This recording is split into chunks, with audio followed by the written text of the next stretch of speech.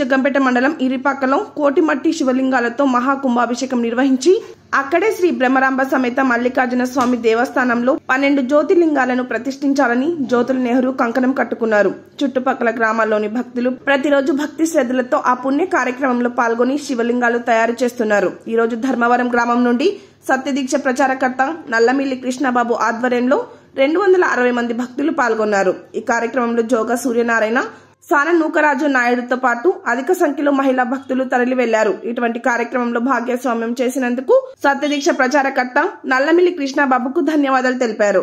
మహిళా భక్తులు అధికంగా పాల్గొన్నారండి. భక్తులందరినీ ఈ రోజు ఇరుపాక గ్రామంలో నెహ్రూ గారి ఆధ్వర్యంలో కోటి మట్టి శివలింగాల కార్యక్రమం వెళ్తామండి. జై సత్యదేవ, ఓ నమః శివాయ.